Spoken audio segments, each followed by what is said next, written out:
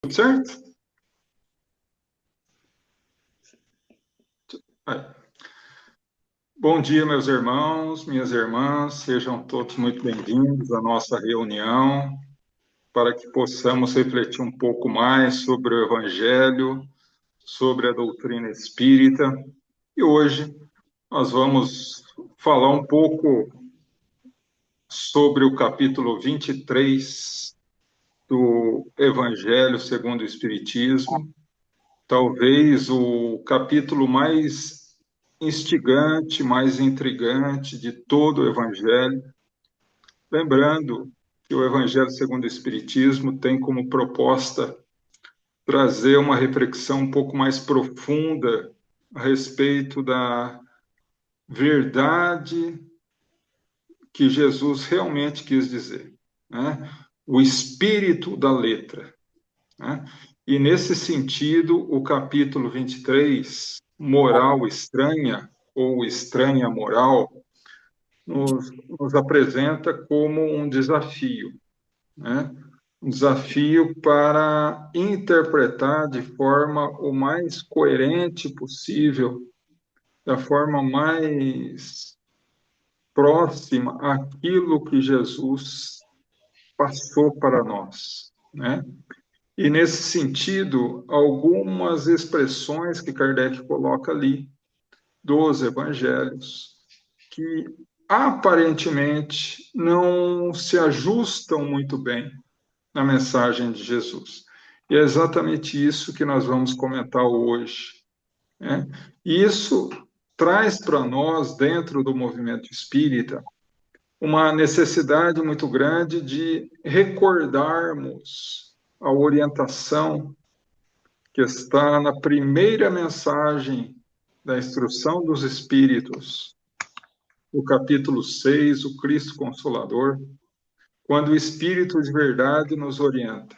Espíritas, amai-vos, eis o primeiro mandamento.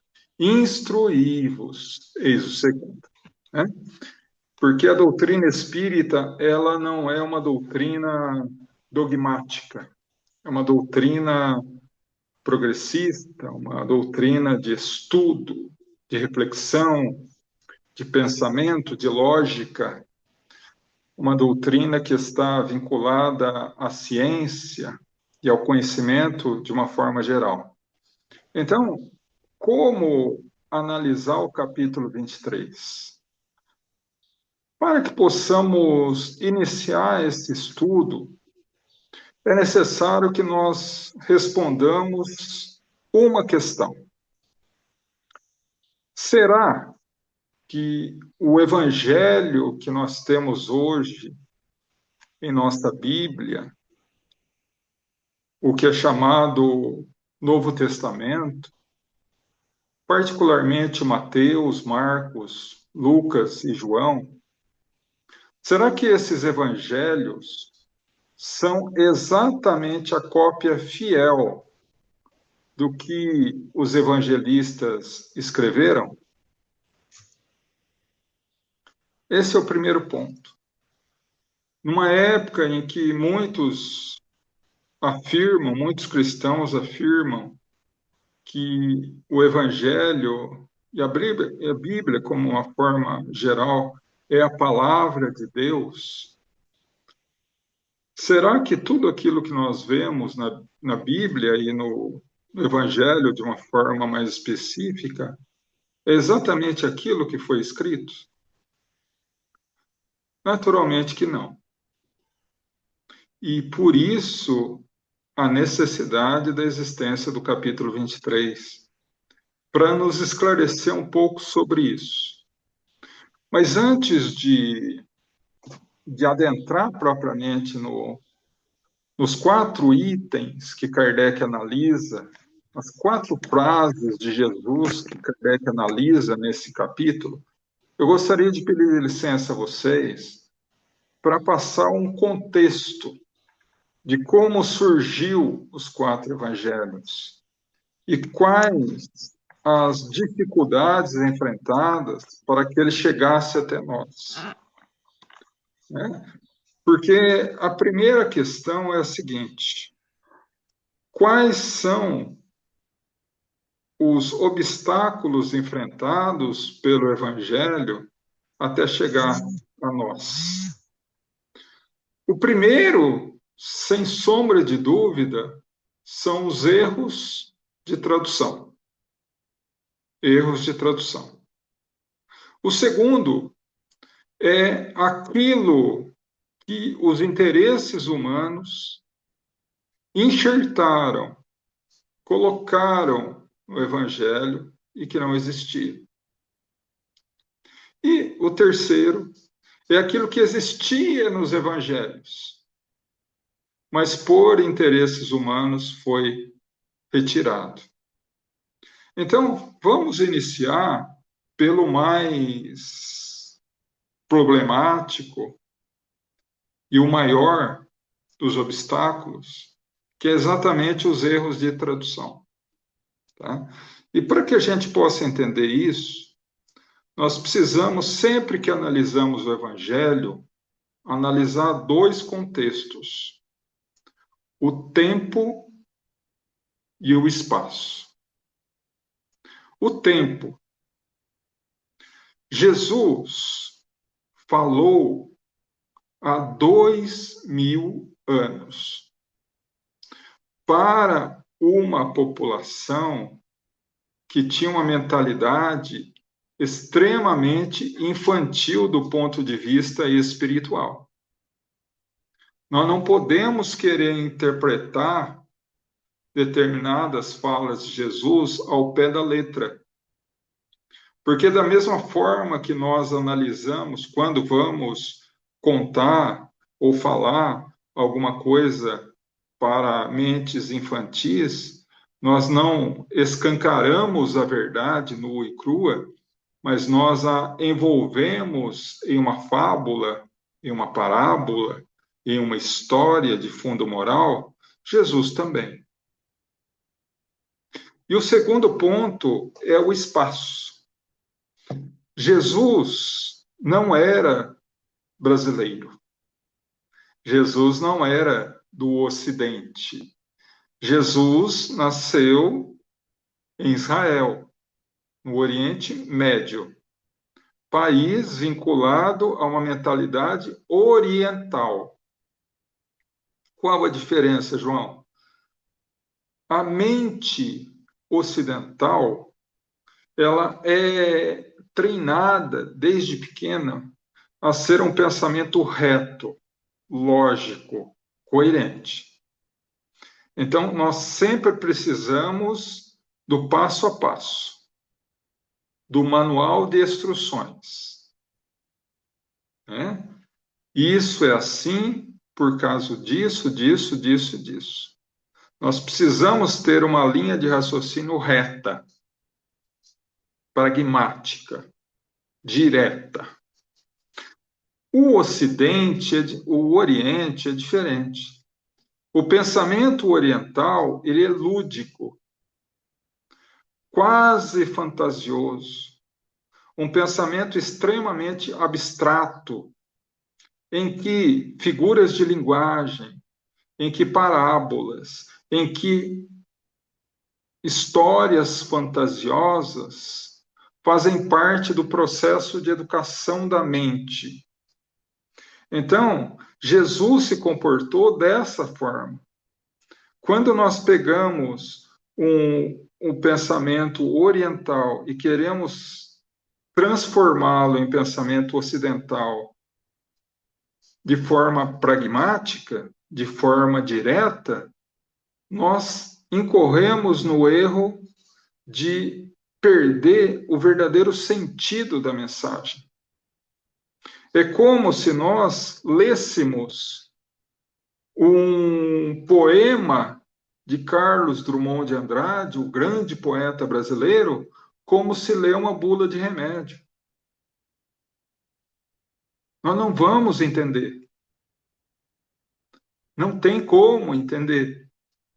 Porque um poema necessita do pensamento lúdico, do pensamento abstrato. Não é? Então, nesse sentido, vamos começar a analisar como era a sociedade da época. Nós estamos falando em erros de tradução. Pois bem, como era a língua de Israel à época de Jesus? Existiam, na época de Jesus, quatro línguas oficiais. Quatro. A primeira era o hebraico. O hebraico, que era a língua oficial e que era usada apenas em cultos religiosos. Nas sinagogas, no templo de Salomão, que era uma língua utilizada para preces, para entrega de oferendas, para rituais. E que todos utilizavam quando estavam em oração, o hebraico.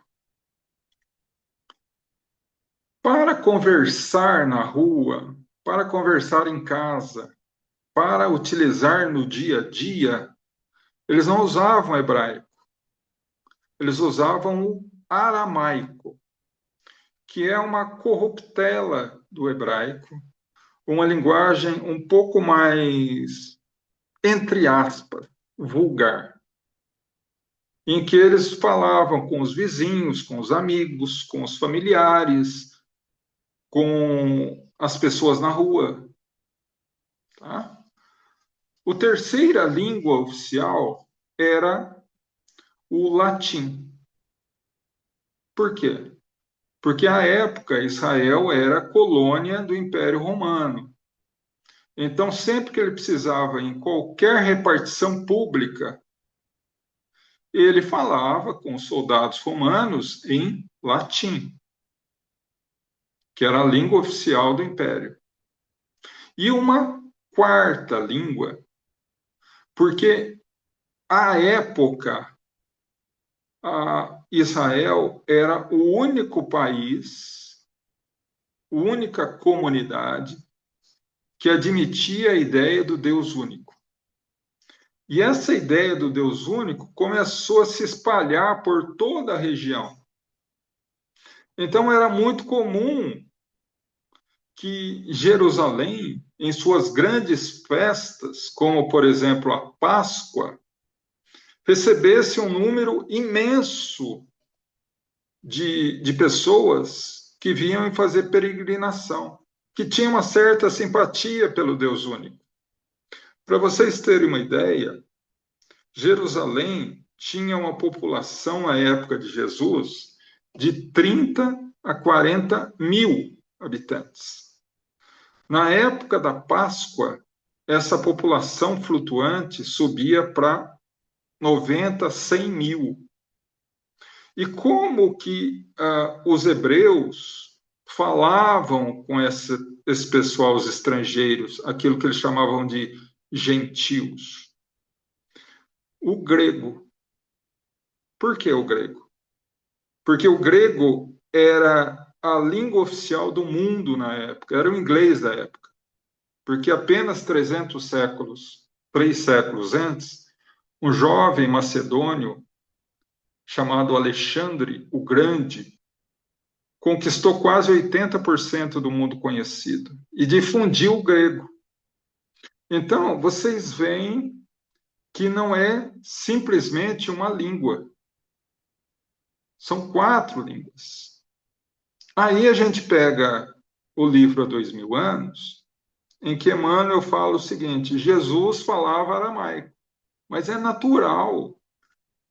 Numa população em que 95% da população era analfabeta, que 95% da população falava o idioma aramaico nas ruas, em casa, naturalmente que ele falava aramaico. Agora, no livro Paulo e Estevão, Emmanuel nos conta a origem dos 4 evangelhos, em que ele diz que o primeiro evangelho foi de Mateus, natural, porque dos 12 apóstolos, dos 12 apóstolos, quando iniciou o processo de divulgação do Evangelho, apenas 2 sabiam ler e escrever. Mateus, porque era publicano, cobrador de impostos, ele sabia ler e escrever. Tanto é que no livro Boa Nova, quando Humberto de Campos fala sobre o Sermão do Monte, ele diz textualmente: quando Jesus terminou o Sermão do Monte, Mateus tinha escrito tudo o que ele falou. Ele escrevia na hora. E o segundo é Judas de Queriós, porque era comerciante e desde pequeno aprendeu com seu pai a ler e escrever para que pudesse praticar o comércio. Né? Então, nós vemos no livro Paulo Estevão que Jesus morreu no ano 33. E Emmanuel, no livro 2000 anos, vai mais além. Ele diz o seguinte, que Jesus morreu na terceira sexta-feira do mês de Nisan, abril do ano 33. Em janeiro de 35, ou seja, menos de um ano e meio depois, já havia o Evangelho de Mateus. E o Evangelho de Mateus foi escrito em que língua? Hebraico. Hebraico. Então, esse foi o primeiro evangelho. O segundo evangelho só nasceu no ano 60, 61 para 62. E em Paulo Estevão, Emmanuel fala também sobre isso. Quando ele diz que Paulo estava preso em Cesareia Marítima, guardando ser encaminhado a Roma para ser julgado por Nero. E ele chama, em uma das visitas, que Lucas, o médico grego, que era grande companheiro de Paulo, vai visitá-lo, ele diz assim, Lucas, a vida inteira eu quis escrever o Evangelho. E para isso, eu entrevistei Maria de Nazaré, eu entrevistei Maria Madalena, eu entrevistei Pedro, eu entrevistei João, eu entrevistei os apóstolos, pegando material. Só que eu não vou sair vivo da prisão. Eu não volto mais para Israel. Pega esse material e escreve você.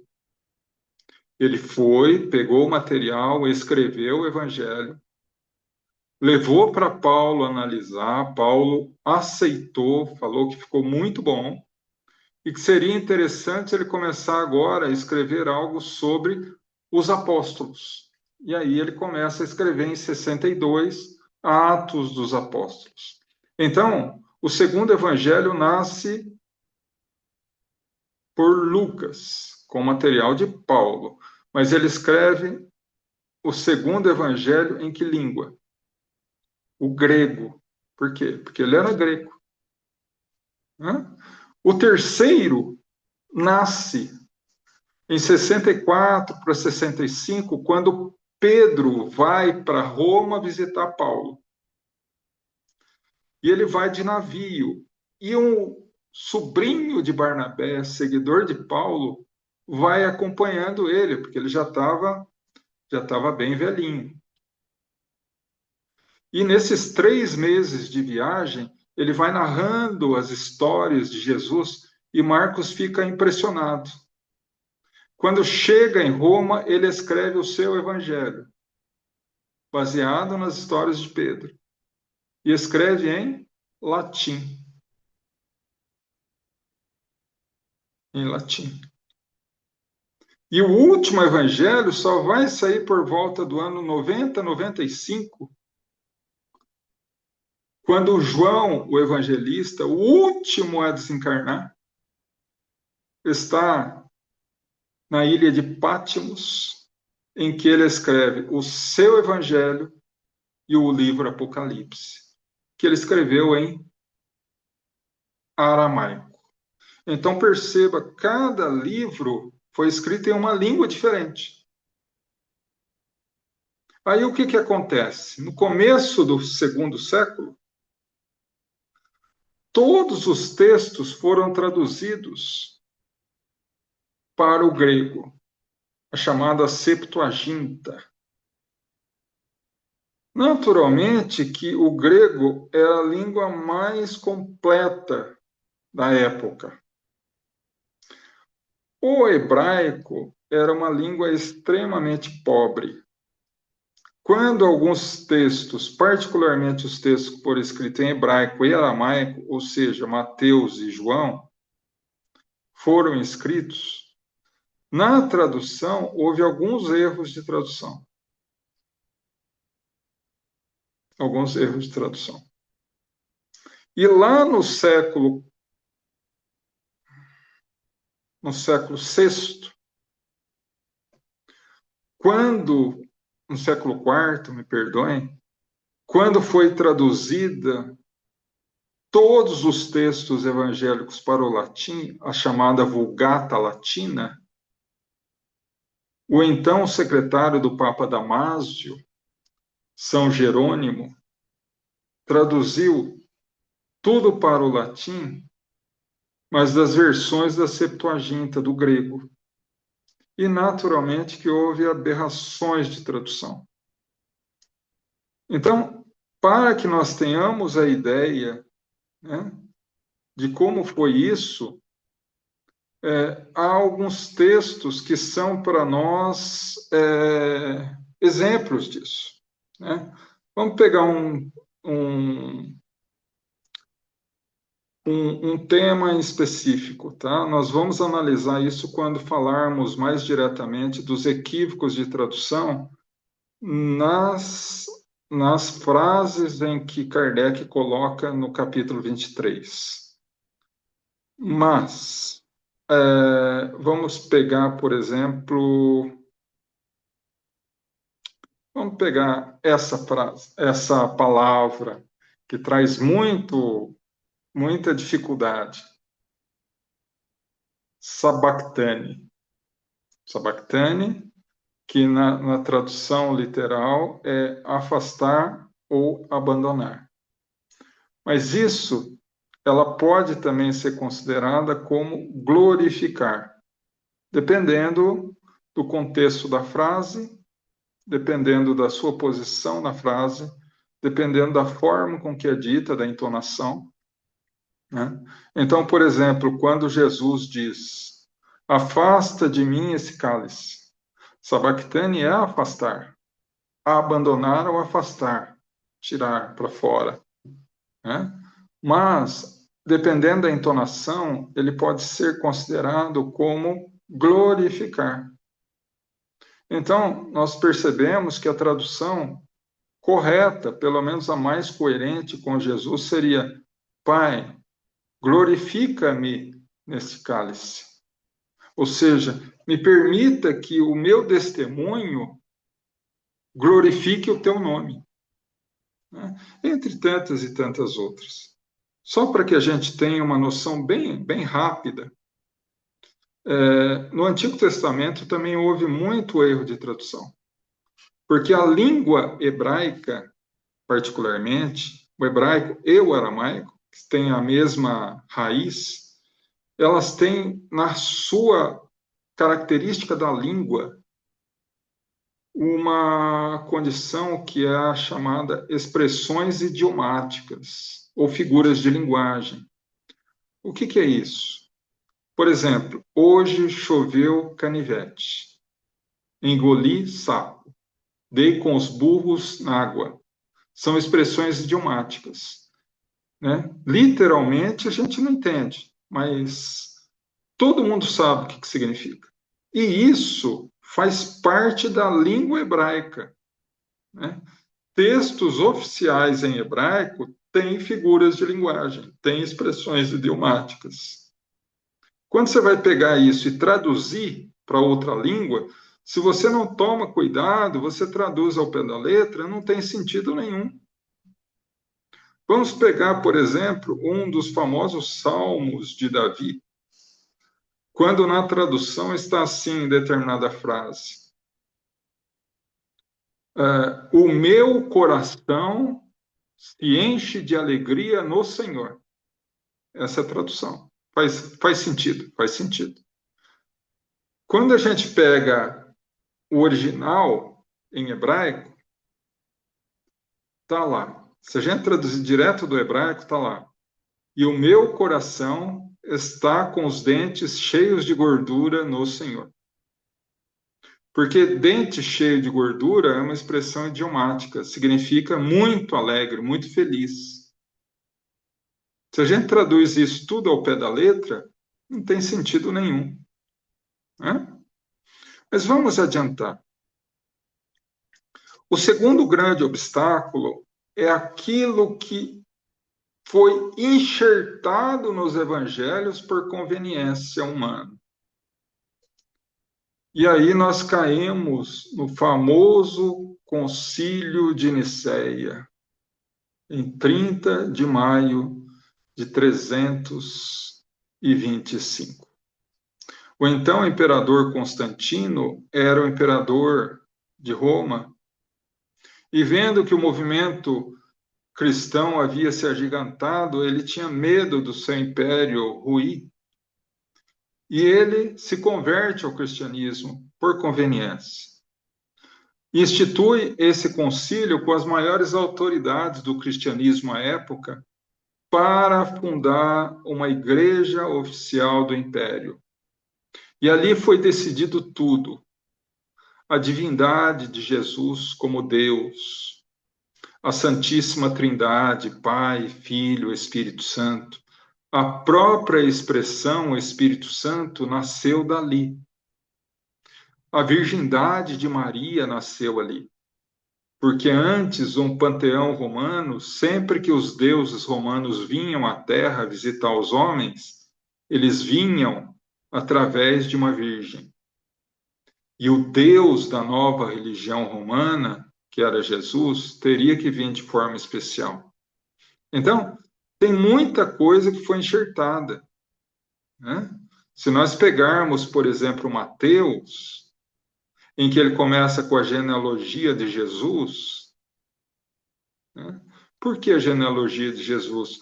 Porque o profeta Isaías havia dito há 600 anos atrás que o Messias viria como descendente direto de Abraão e Moisés e Davi, me perdoe. E para que isso ocorresse, ele dá a genealogia, desde Abraão até José. Só que lá no versículo 18, está assim: e Jessé gerou José, marido de Maria, que gerou Jesus. Se José fosse descartado de forma consanguínea, ele não seria herdeiro direto de Abraão e nem de Davi. Por quê? Porque na cultura hebraica, o pai transmitia a herança genética, a herança da família, não a mãe. Mas por que foi mudado isso? Para que se adaptasse à vinda de Jesus de forma especial. E aí, 2 versículos depois, a história em que quando Maria descobriu-se grávida pela mensagem do arcanjo Gabriel, ela ficou nervosa, José pensou em afastá-la, mas o anjo veio e disse a ele que não. Tudo isso foi uma forma de enxerto para que se pudesse substanciar, para que se pudesse comprovar a tese de que Jesus veio ao mundo de forma especial. E até hoje, a virgindade de Maria é ponto nevrálgico, é ponto extremamente delicado, mesmo dentro do movimento espírita, né? Enfim, Mas o terceiro ponto, o terceiro obstáculo, são situações, informações que existiam nos evangelhos e foram retiradas por interesse humano. E uma delas, a principal, é a reencarnação. Né? A reencarnação, que foi retirada da Bíblia no ano 553 pelo então imperador bizantino Justiliano. Justiliano era o imperador supremo de Roma. Nessa época, Roma já estava decaindo o seu império, e ele foi dividido entre o Império Romano Ocidental, que a base era em Roma, e o Império Romano Oriental, que ficava em Constantinopla. E Justiliano era o imperador, e ele tinha uma esposa chamada Teodora, que ele se apaixonou profundamente por ela em um bordel. Ela era meretriz. E quando eles se casaram, as suas companheiras de meretrício começaram a dizer: se Teodora se transformou em imperatriz, qualquer uma de nós pode entrar para a realeza. Teodora ficou sabendo, mandou lacrar o bordel com as 400 prostitutas dentro e atear fogo. Naquela época, as pessoas já comentavam da vida dos outros. E aí começaram a falar: não, quando ela morrer, ela voltará pela reencarnação para resgatar o débito que ela tem com as suas ex-companheiras. Isso ficou latente dentro dela. Quando ela ficou extremamente doente, às portas da morte, ela chama o marido e diz: retira o dogma da reencarnação para que eu não tenha que voltar. E aí, no segundo concílio de Constantinopla, o imperador Justiliano, ameaçando matar o Papa e os arcebispos, os cardeais, retira o dogma da reencarnação, não só tirando, mas tornando a reencarnação herética. Só alguns pontos. Na questão 1010 do Livro dos Espíritos, Kardec pergunta: a reencarnação não é o dogma descrito na Bíblia como ressurreição? E o Espírito de Verdade diz: é. Como, por exemplo, quando Jesus desce do Monte Tabor, depois de conversar com Elias e Moisés, Pedro pergunta: mas, Senhor, não está escrito nas letras de Isaías que antes de vir o Messias viria Elias para restituir tudo? E ele diz: em verdade vos digo, o Elias que viria já veio, e vocês não o reconheceram, e fizeram dele o que quiseram. E assim farão com o Filho do Homem. E João é claro ao dizer, e todos entenderam que se tratava de João o Batista, reencarnação de Elias. Mas uma outra oportunidade, antes de entrar em Jerusalém para a última semana, ele chama os apóstolos e diz: quem dizem que os homens, que é o Filho do Homem? Uns dizem que é Elias, outros João Batista, outros algum dos profetas que retornou. Como ele poderia ser algum desses se todos já estavam mortos? Senão pelas mãos da reencarnação. Então, dessa forma, nós vemos que os conceitos modificaram muito aquilo que nós temos hoje. E diante disso, nós adentramos de forma um pouco mais explícita e profunda o capítulo 23. O primeiro item do capítulo 23 é odiar pai e mãe.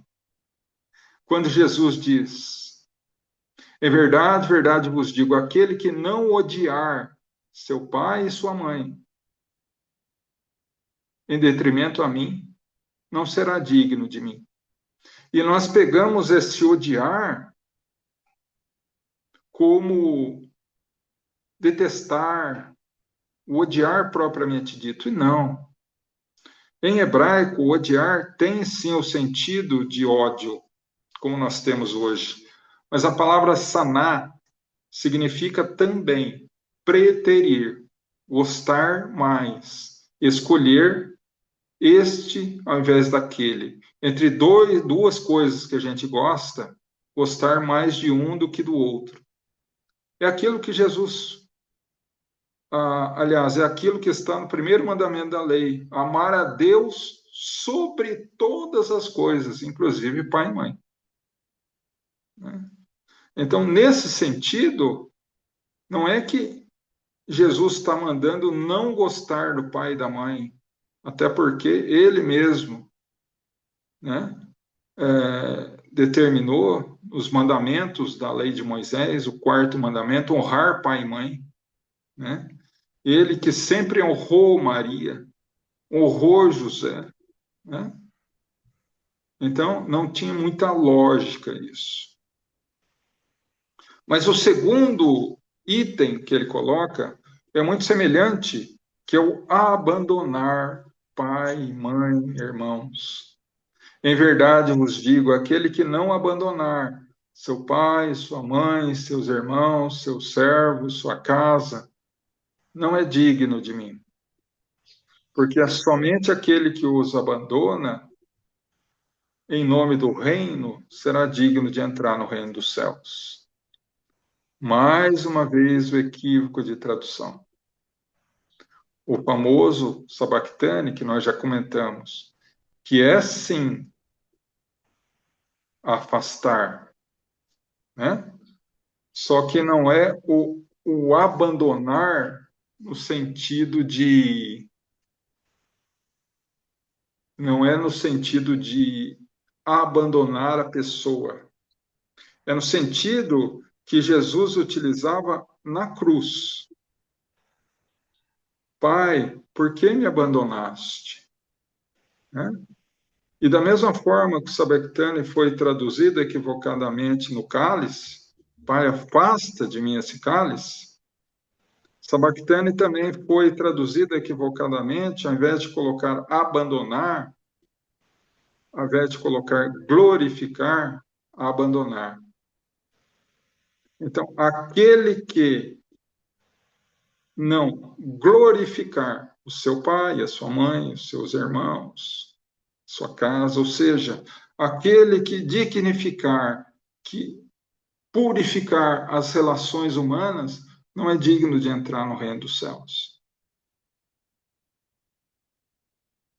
Então, dessa forma, nós percebemos o quanto as traduções, o quanto aquilo que foi colocado, o quanto aquilo que foi retirado acaba atrapalhando as mentes incautas.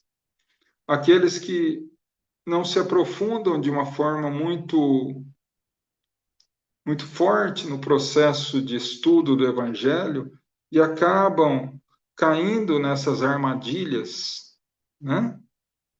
Porque o abandonar, ele também significa preterir, né? Envolver mais a Deus, dar mais importância a Deus do que aos bens materiais. Ninguém pode servir a Deus e a Mamon, né? Mas o terceiro ponto é extremamente controverso. Quando um jovem se aproxima de Jesus e diz: Eu quero segui-lo, Senhor. E Jesus sorri para ele. Mas permita primeiro que eu vá enterrar o meu pai e a minha mãe, meu pai. E depois eu retorno. E Jesus diz: Deixai os mortos enterrar os seus mortos. E aí, muitos analisam essa fala de Jesus como um desrespeito aos espojos carnais do Pai. Jesus não poderia ter feito isso, até porque honrar pai e mãe era lei. Numa sociedade teocrática, que todo poder vem de Deus, não cumprir os 10 mandamentos da lei era crime. Os 5 primeiros mandamentos da lei, se fossem descumpridos, era sentença de morte. Desonrar um pai não indo ao seu velório, ao seu enterro, um filho, era uma sentença de morte. E Jesus não podia falar isso, porque se ele instigasse alguém a não cumprir o 4º mandamento, honrar pai e mãe, ele também seria preso. E por que ele não foi preso? Porque a palavra mortos, ou morto, ou mortos, ela tem 2 significados.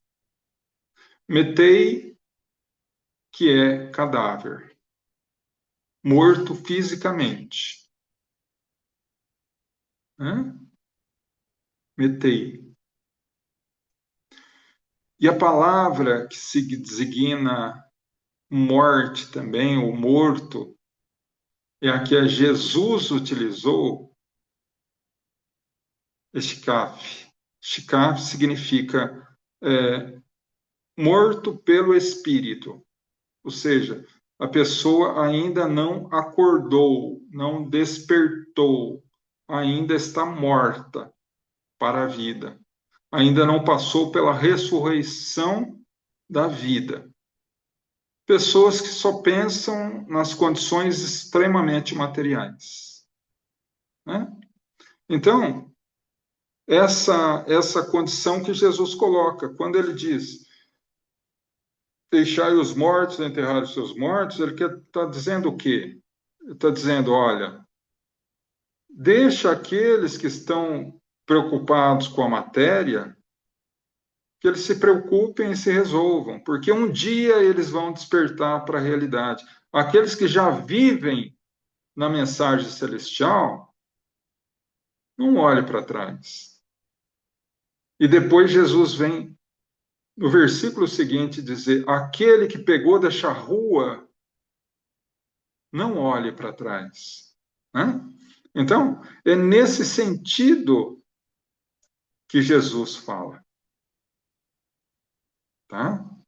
Agora, o último item, que é também controverso, tá? Também controverso, que Jesus fala: eu não vim trazer a paz, mas a espada. E aí todo mundo acha, mas como que pode, né? Como que pode Jesus, que é o embaixador da paz, trazer a luta, a guerra, a violência?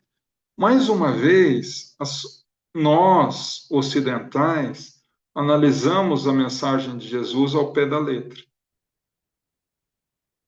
esquecendo-se que a linguagem hebraica ela é uma linguagem extremamente figurada e simbólica, tá?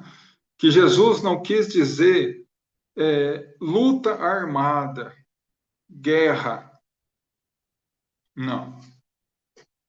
Até porque ele diz assim, em dado momento, ele diz assim: eu vos deixo a minha paz, não a paz do mundo, mas a paz do reino dos céus, que ninguém tira. Né? Então, nesse sentido, qual é a luta que Jesus proporciona? Ou qual a luta que Jesus vem trazer à Terra?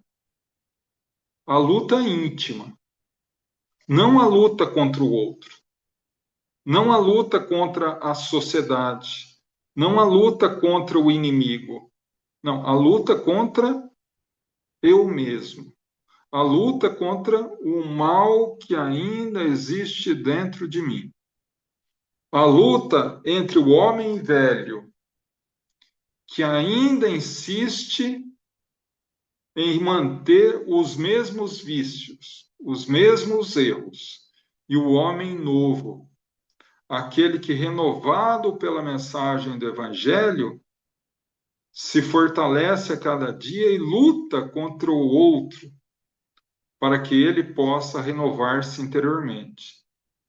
Quando a doutrina espírita fala em reforma íntima, Quando a doutrina espírita fala que fora da caridade não há salvação, não é apenas uma questão de escolher fazer o bem. Não é apenas uma questão de escolher praticar a caridade.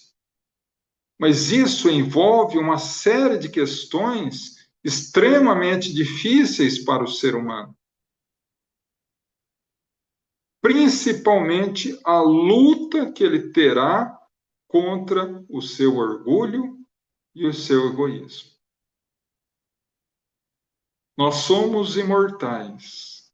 A doutrina espírita nos fala e comprova isso, né? Ah, mas será que somos imortais mesmo, né?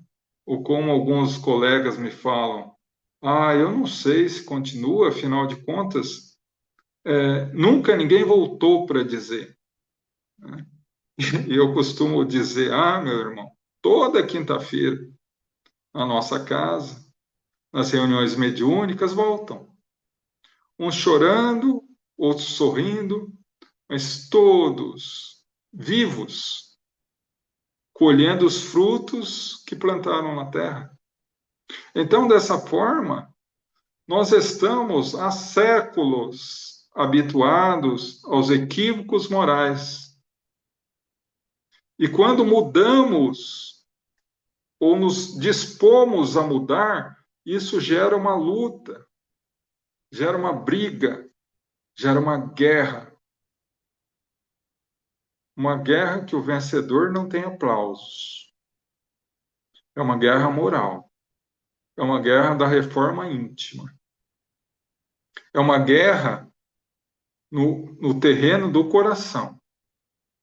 É a guerra do momento em que alguém nos pisa e nós escolhemos perdoar. Escolhemos abafar o orgulho, envergar o egoísmo e perdoar. É o momento em que alguém nos dá uma palavra atravessada e nós resolvemos, nós optamos por abafar o negativo em nós e seguir adiante. É o momento em que alguém que nos feriu nos pede ajuda e, ao invés de revidar, nós lembramos de Jesus: ofereça outra face, ou seja, restitua o mal com o bem. Isso é uma escolha, mas não é uma escolha fácil. Requer uma luta íntima. E por isso que nós ainda não somos perfeitos. É por isso que nós ainda estamos encarnados na Terra. Porque o processo de renovação íntima gera dor. Não é fácil perdoar. Não é fácil ser indulgente. Não é fácil ser benevolente. Não é fácil. Gera desconforto. E por isso que nós ainda estamos no processo. E é por isso que o processo de reforma íntima é tão doloroso e difícil. Por isso que Jesus disse: bem-aventurados aqueles que atravessarem pela porta estreita. E o que é uma porta estreita? É uma porta em que eu, com quase 100 quilos, tento passar numa porta que cabe alguém de 60. Não é fácil. Vai me gerar dor, vai me gerar dificuldade. É por isso que Jesus nos orientava ao caminho do bem, a prática da caridade, a prática do amor ao próximo. Amar a Deus sobre todas as coisas e ao próximo como a si mesmo. Porque para amar a Deus, a gente tem necessidade, é um fundamento básico para amar Deus, amar o próximo. E nós só conseguimos amar ao próximo quando nos amamos. E o que é se amar? Não é se cuidar, não é fazer tudo para a gente. Amar-se é querer tão bem para nós mesmos que a gente esteja disposto a matar o tumor do mal que ainda vive em nós. Então, nesse sentido, que Jesus vem trazer a espada, vem trazer a batalha, vem trazer a guerra íntima para a renovação. Então, nós vemos, meus irmãos, que o capítulo 23, ou Estranha Moral, ele traz vários conceitos que, a princípio, achamos absurdos.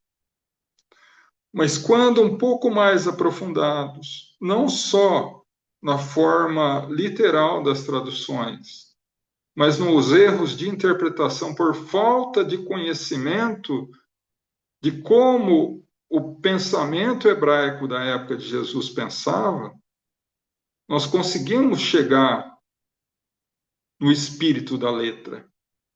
Porque não nos esqueçamos, Jesus falou para